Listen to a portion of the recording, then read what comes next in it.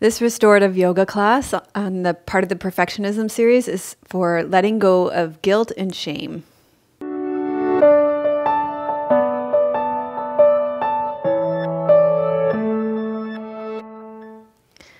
For this restorative yoga class on letting go of guilt, you're going to need all of your props, your bolster, your blocks, your strap. If you have an eye pillow, if you have a sandbag, we're going to be using them. And it's nice to have a blanket on top of your yoga mat. And also, if you live in a cooler climate, it's nice to have a blanket to pull up over top of you as well. If you're new here, hello, my name is Melissa. And restorative yoga is one of my absolute favorite styles of yoga to practice and to teach. In fact, one of my favorite memories of going to yoga class as a student is going to one of my students' classes and one of my friends' classes. Her name is Lisa. A number of years ago when I lived in Ontario, we went with one of my good friends, and this friend happened to be quite a type A personality, kind of like she'd go here, here, here, here, here. This is one of these kind of people. And I didn't actually, she practiced yoga, but she always practiced like Ashtanga. So very kind of quick, very moving style of yoga. And she didn't really do restorative, but we managed to take her to this restorative class through a mutual friend. This is just a quick little story time for you.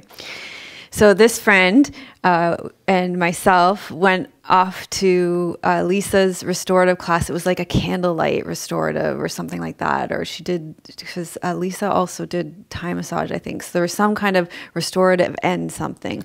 And my friend was, I've never seen her so relaxed at the end of this class. She was like a wet noodle. And when we took her home to her husband was like, thank you. Thank you for bringing this woman back to me. It's like one of my favorite memories of what, like what yoga can do for you. So that's great. So welcome if you're new. I love restorative yoga. I love what's the potential of it. And if you're a returning student, thank you so much for coming back and for making new memories with me with yoga. I love that too.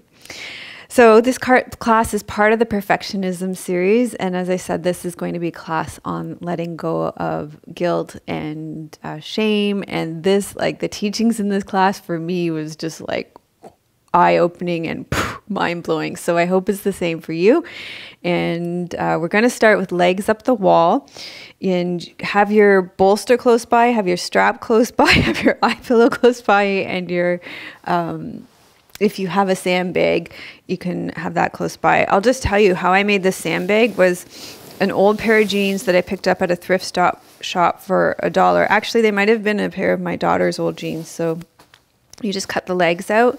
And then I even just put in, I think they're beans in here from a cheap store. So it didn't really cost me hardly anything. That's how I made it. They're just two legs of a jeans sewn together. I get really hungry. If we're ever starving, we can open this bag and eat the beans. Yes. Okay, so let's start with legs up the wall. Have all your props close by. We're going to move this out of the way. I need my timer.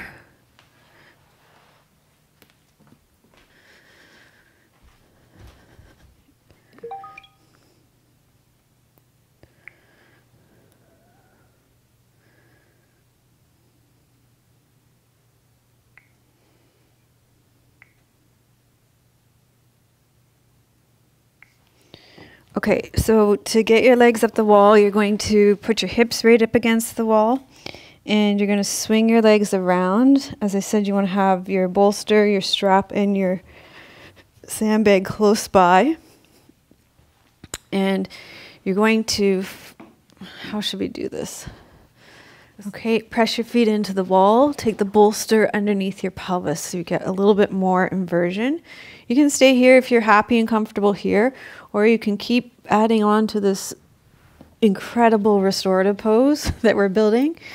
If you would like more support, you can put a loop around your legs and you can just give yourself a little extra support there. So your legs are looped. And then a little bit more grounding. You can very carefully, especially if you've got heavy beans in your bag, take the bolster and place it on your feet. And then you're going to take that up the wall. And then the last piece would be to find that eye pillow and place it on your eyes. And then you're all set. And we're going to stay here for 10 minutes. So it's going to be worth building that all up to whatever extent you are able or can.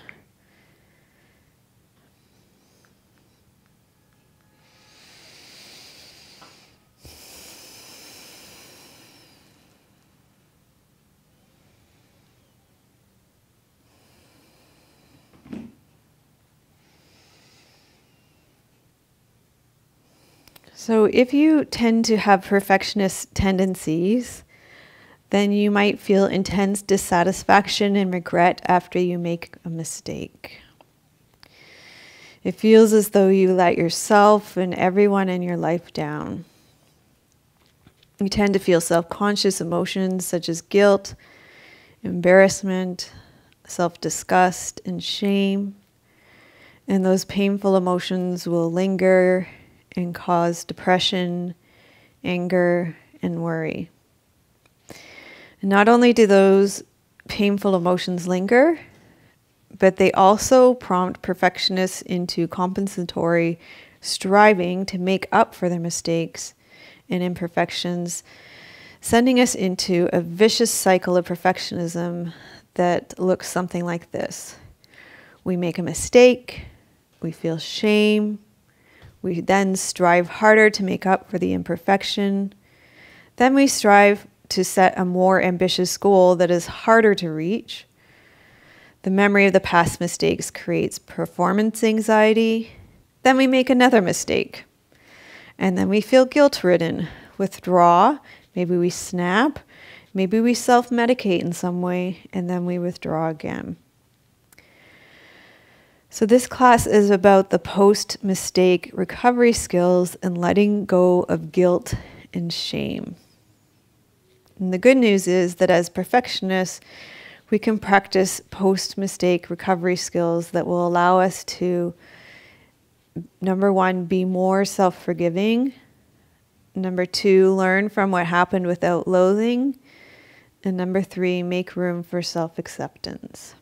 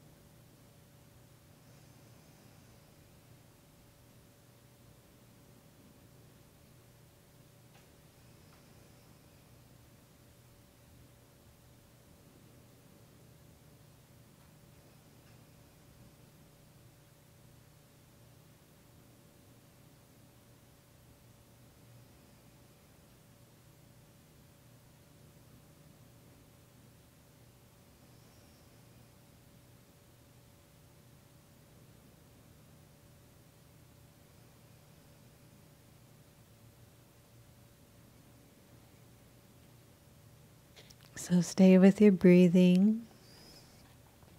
And really your job in a restorative yoga class is to find the tension in your body and allow it to let go into the props and into the ground.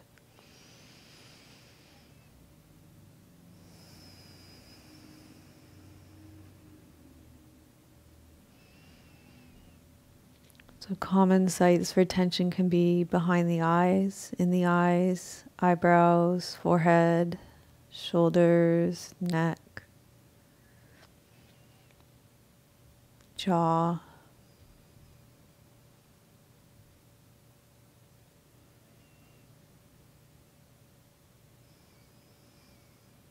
belly.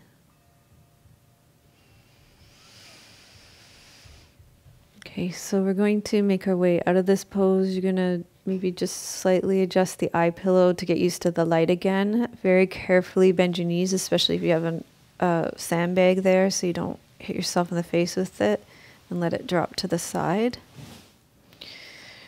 Release your strap on your legs.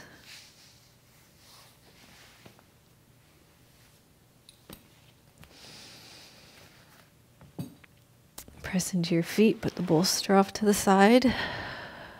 And then we're going to roll to the side and make our way up to seated for our next pose. Okay, you're going to make your way up to seated. You'll need to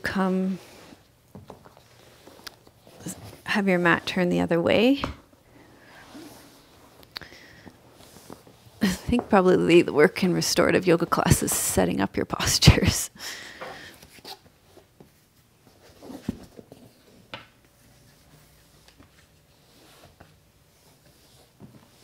Okay, if you have a second blanket, you can fold it so you can elevate your pelvis to sit on it, or a meditation cushion works well too.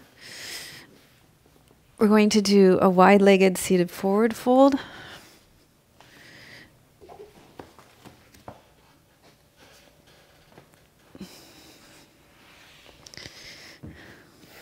I'm going to do it slightly to the side. You want to just have it's a restorative class, so you don't want to have too hard an edge.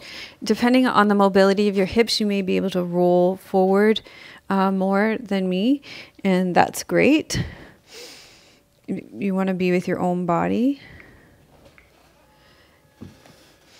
Or you can use the bolster here and just fold forward to where you are. Forward folds are really nice for supporting us and letting go.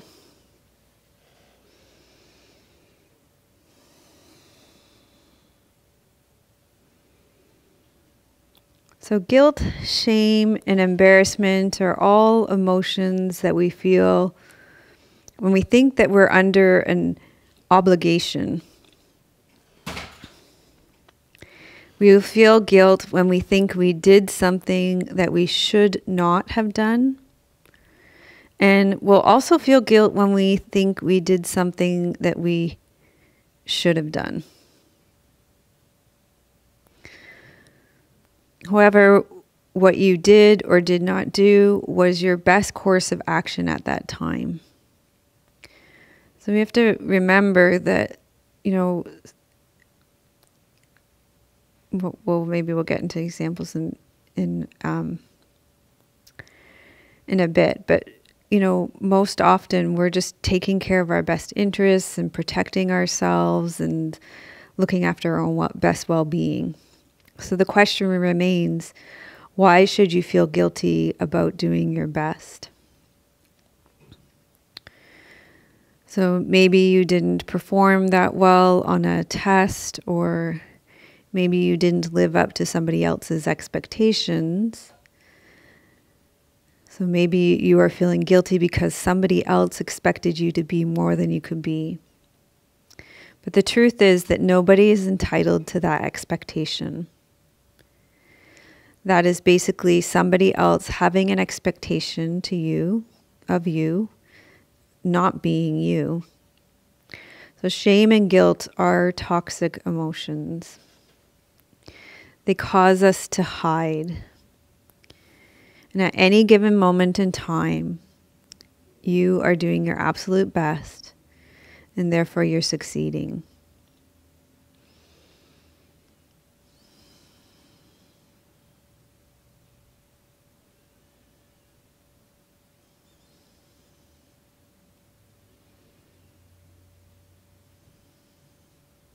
So I'll think back to times when, of course, I could have done better, but I was tired at the time. And so I did the best that I could with the energetic resources that I had. Or perhaps I'll look back and maybe I didn't have the emotional resources at that time to deal with the situation better, but I was doing the best that I could at the time with the resources that I had.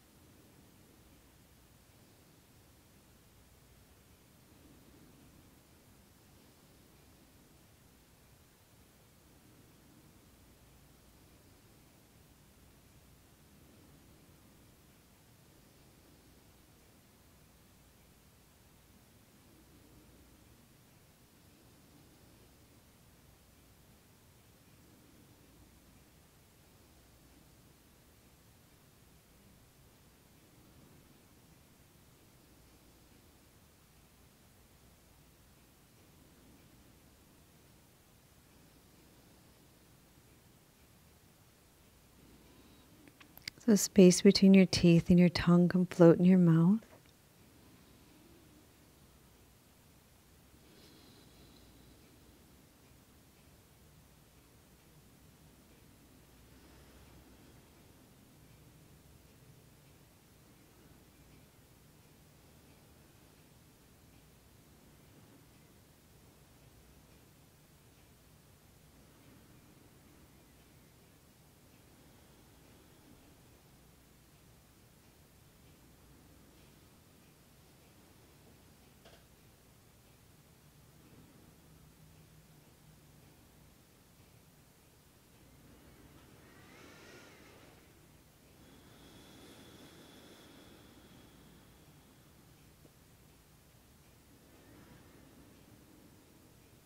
And breathe into your low back, your back ribs.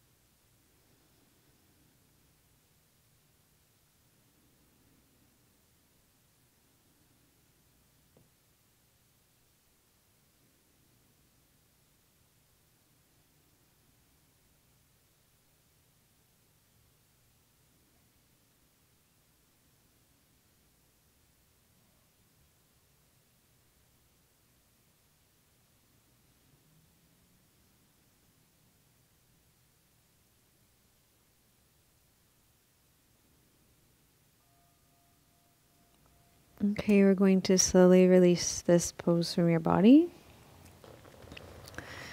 And very slowly bring your legs in. And we'll set up our next pose, which is going to be a little bit of a side bend, side body opener, and hip opener. So you'll put your bolster in the center of your mat, and then you're going to place both your blocks. Unless you have two bolsters, you could use another bolster here, which I actually do, but I think probably most people don't. You can put a bolster with either two blankets or a pillow on top of there, and then you'll need a pillow for your head too, or a folded blanket. So it looks like this, 1, 2, 3. And then what we're going to do is, excuse me, we're going to get into it. So that's going to look like this.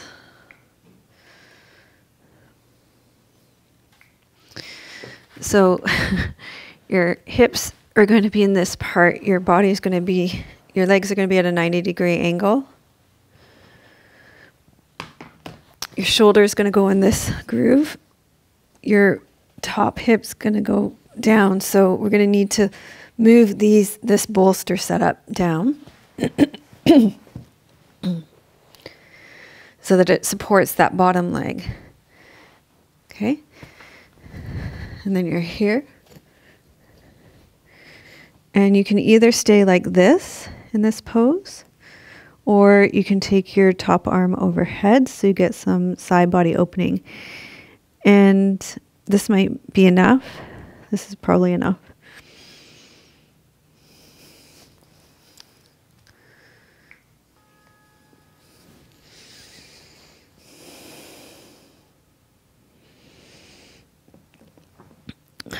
So our guilt, shame, and embarrassment are emotions that we feel when we think that we're under obligation.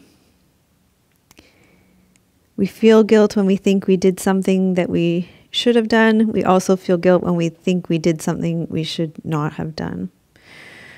However, whatever you did or did not do was your best course of action at the time. The question remains, why should you feel guilty about your best? Maybe you feel guilty because somebody expected you to be more than you could be. And as I said before, the truth is nobody is entitled to that expectation. That's somebody having the expectation of you not being you.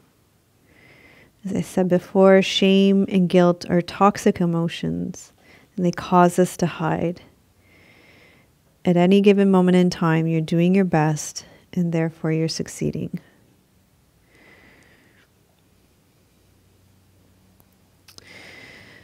So letting go of guilt and shame is a matter of releasing the feeling of undue responsibility.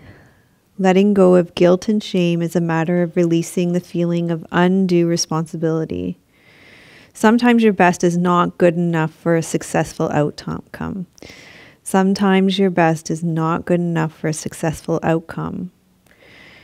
And you can take the time to recognize that you did the best that you could in any given situation. Once you conclude that you did not do anything wrong, you can let go of the feeling of undue responsibility.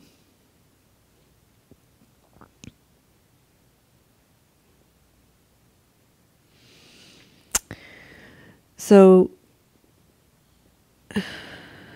just because perfectionists are particularly vulnerable to exploitation and more prone to guilt than other people. This is, in my experience, true. So let me say that again. Perfectionists are particularly vulnerable to exploitation and more prone to guilt. So we can make a conscious decision and intention to give up taking on guilt trips. Okay, let's do this together. Let's become team perfectionists and agree not to take on guilt trips anymore. So listen to this. This was the mind-blowing part for me, and it's something that I've recognized a lot since learning about it. A guilt trip is when somebody else sells you on a particular should or shouldn't. And then you head off on a journey of guilt avoidance. So a guilt trip is when somebody else sells you on a particular should or shouldn't, and then you head off on your own little journey of guilt avoidance. So remember that pattern that we talked about at the beginning? You make a mistake, you feel shame, or somebody else says that you made a mistake. You feel shame, you strive harder to make up for the imperfection, you set a more ambitious goal that's harder to reach, or you set out to do something to make up for the mistake. That's a pattern that I have, or the perceived mistake that somebody else perceives. And then you have this memory of the past mistake that creates performance anxiety. Then you make another mistake, you feel guilt-ridden, you withdraw, you snap, and maybe you self-medicate in some way, and then you withdraw again. So just because somebody else thinks you should or should not do something does not mean you should do it. Just because somebody else thinks you should or should not do something does not mean it is so. You do not have to take on anybody else's shoulds or should nots and make them into your own.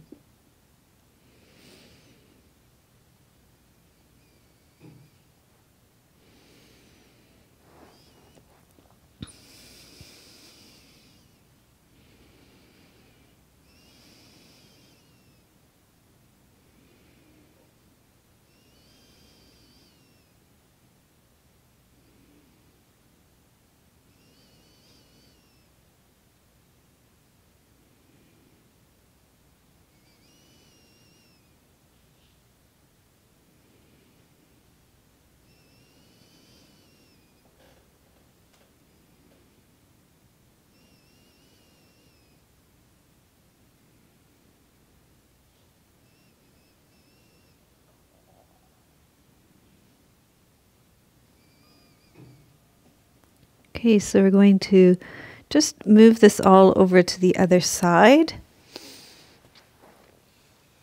So basically we're going to take this. I was on my left side now, and if you're on your left side, you're going to move over to your right side. Basically, you're going to flip the whole thing over to the other side.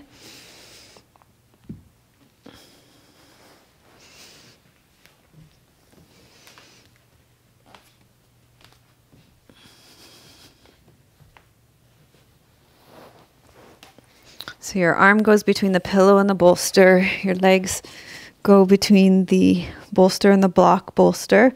And then you take your top leg down so it rests on the bolster that you made, or your second bolster. So it points straight down. Then you get a little bit of a hip opening there. And then you take your top arm overhead.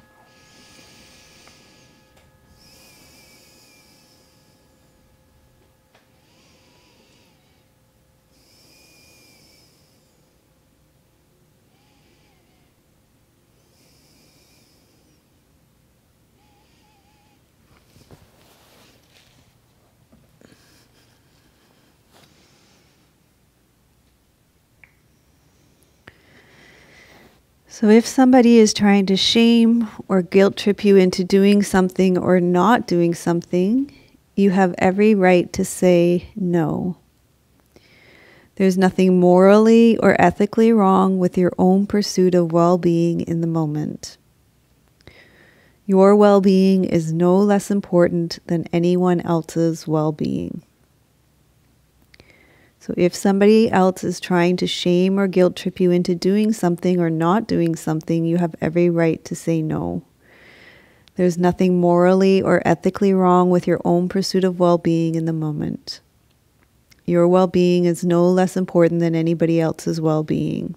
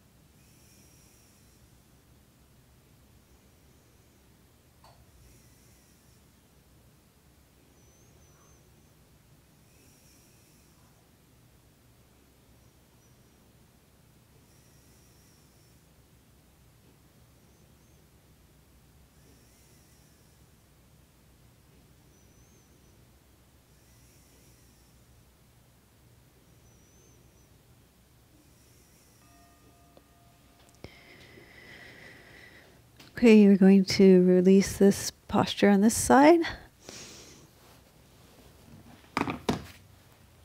And for the next 2 postures, you're going to need less props. So that's the good news. You can put the other props aside. You're just going to need your bolster for the next posture, and for the final posture, you'll need your bolster and a, well, you might want your eye pillow though. A bolster and a strap for the final posture. So for this one, we're going to do a reclined twist. So you're going to lie on your back, knees bent, feet flat on the floor, arms out in a soft T, press into your feet, lift your hips, take them over to the side, and place them on the bolster.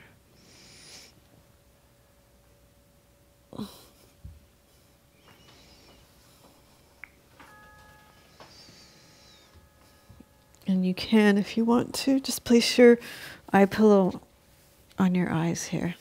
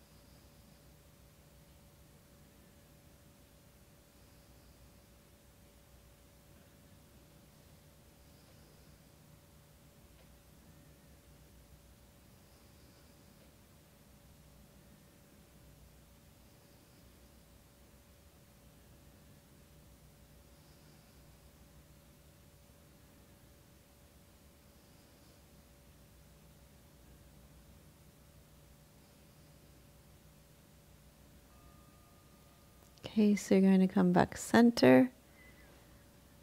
Untuck your hips. If you've got your eye pillow on, it can be interesting to try and do this without taking your eye pillow off. To feel where you are in space, take your bolster over to the other side of your mat.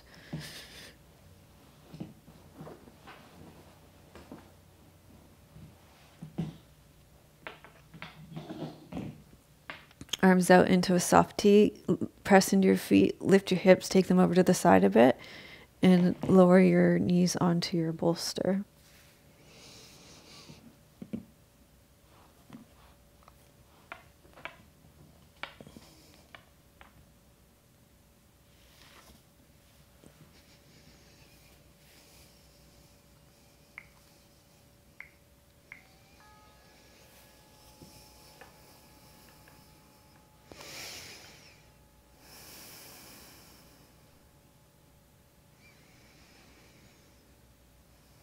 So twists are fantastic for letting go and for releasing tension in your body. So just allowing yourself to be here in this pose and letting you have some quiet time in this pose to receive the teachings in the class. Breathing, letting go, releasing tension down into the props and into the earth.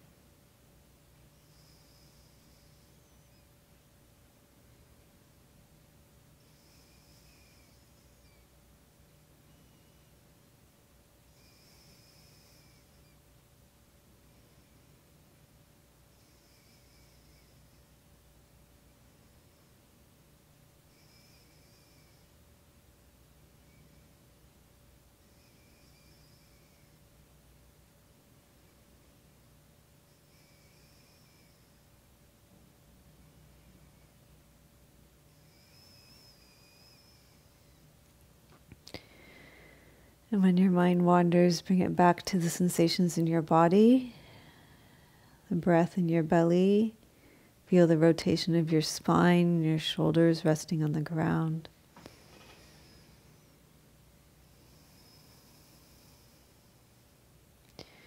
You can even reflect back to the aspects of the teachings on letting go of guilt that are standing out to you right now.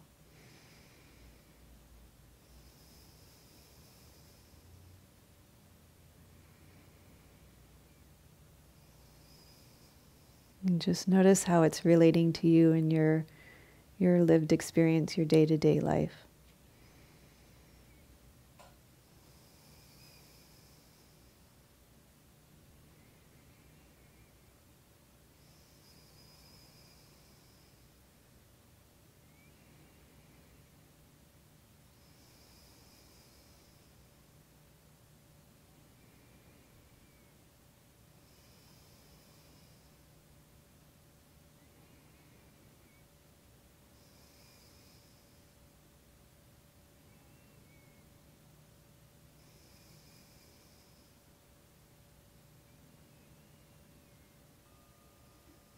And then you're going to take your feet off the bolster, press into them, untuck your hips.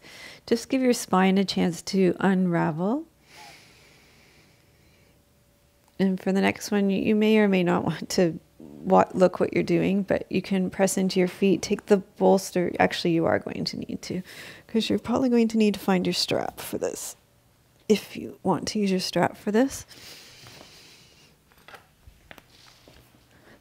Okay, you're going to press into your feet, lift your pelvis, and you get your bolster underneath your pelvis. And then for a little extra stability and support, you can do the same thing we did with legs up the wall, which is to put your strap around your legs. There. And that's the pose. Just a nice gentle back bend here. And then you can put your eye pillow on your eyes again.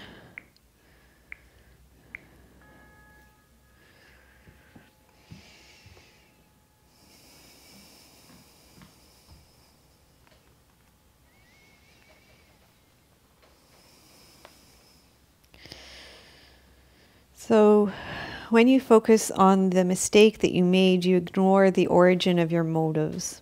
At any given moment in time, you are doing the best that you could to look after your own well-being.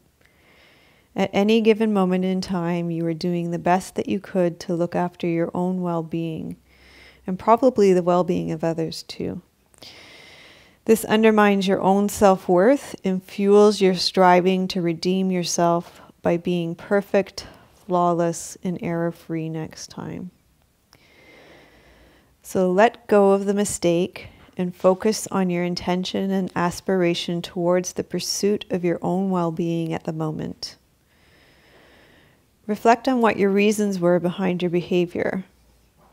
Judge yourself on your intention and not the outcome of your efforts. Give yourself the benefit of the doubt. The outcome of any situation is the result of many causes and conditions. And the results do not all depend on your own actions. And many times I find when I'm thinking that way, and I'll speak for my own self here, that it can be actually quite arrogant to think that everything is on my shoulders, that it's all my fault. All the causes and conditions, all the outcomes are a result of everything that I've done, because there are many things that come into play, right? And one of the examples that's often given is that, a butterfly can flap its wings across the world and it can have a ripple effect on the other side of the world, right? So to think that the outcome is completely as a result of our actions alone is actually quite arrogant. And so that's how sometimes I'm able to get over my own self, is to see my own arrogance in my perfectionism. So that's another way to kind of wrap your head around it too, if that's helpful for you.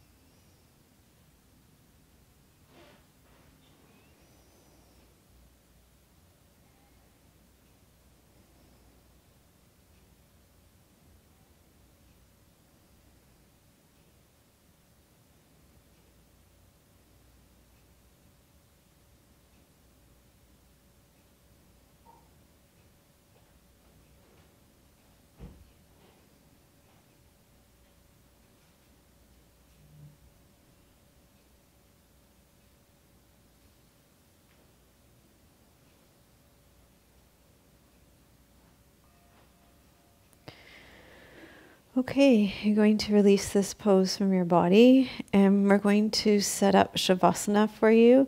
So we're going to take a little more time setting up shavasana today. Going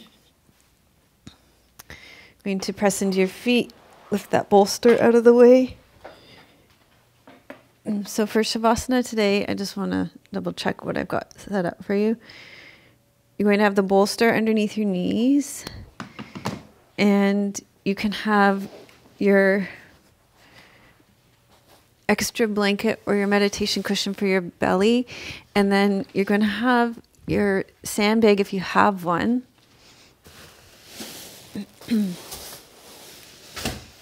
Set up here.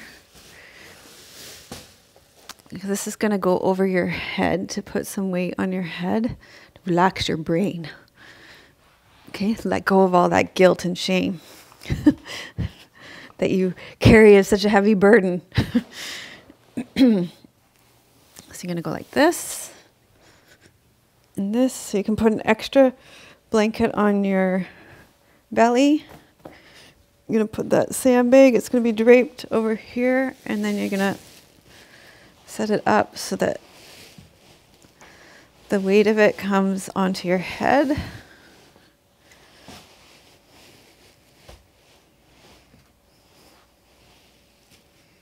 There, that kind of doubles as an eye pillow for me. Nice. So you got some weight on your head, some eye pillow, and you're all set.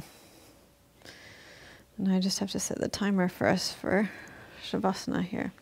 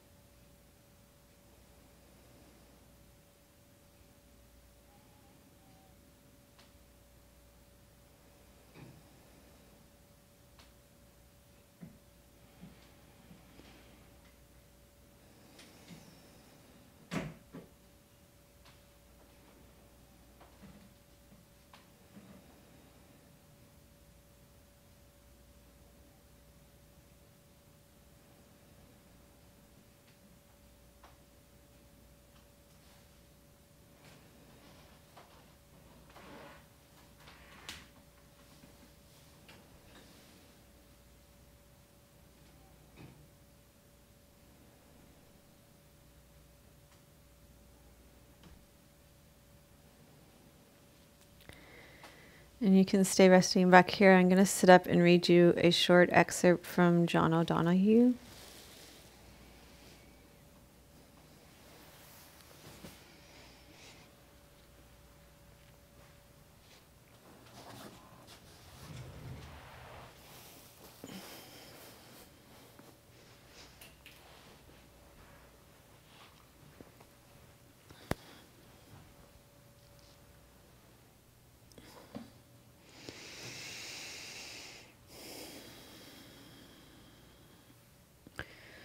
This is a short excerpt from Eternal Echoes by John O'Donohue.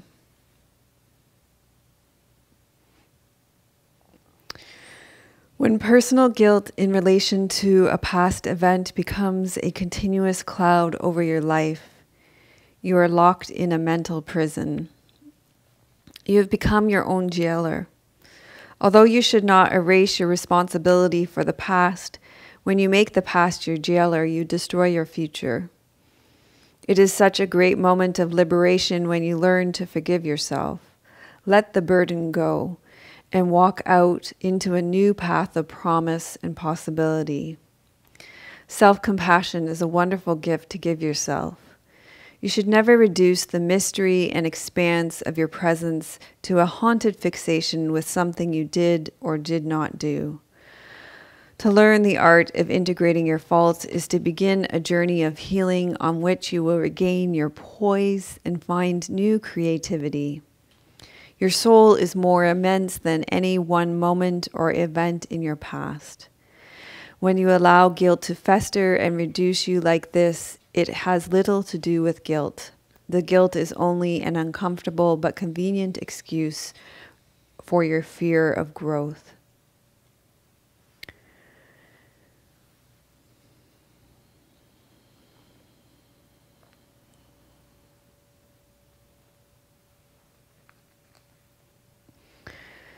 So I want to acknowledge you for recognizing your own pursuit of well-being in the moment and for having the courage to say no to other people's shoulds and should nots. So gradually allow your breath to deepen, wiggle your fingers and toes, start to gently stretch out,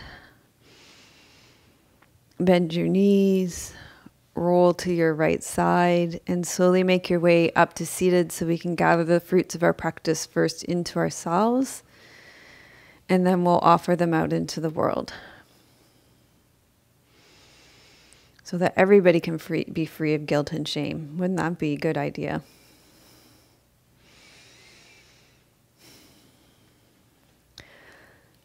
Loka samasta sukhino bhavantu. Loka samasta sukhino bhavantu. Loka samasta sukhino bhavantu. May all beings be happy and free, and may the thoughts, words, and actions of my own life contribute in some way to the happiness and freedom for all. So give yourself a thumbs up for letting go of guilt and for saying no when you need to say no, and for looking after the pursuit of your own well-being. And put "I am pursuing my own well-being" in the comments. I am pursuing my own well-being in the comments. And if you would like my 9 most requested mudras, then go to melissawest.com/mudras and you can put your email in there and we'll send that to you. And I'm sending you much love from beautiful British Columbia. May your joy be as deep as our ocean. May you be as rooted as the old growth trees in our forest. And may you be as strong as our mountains. Om Shanti. Namaste.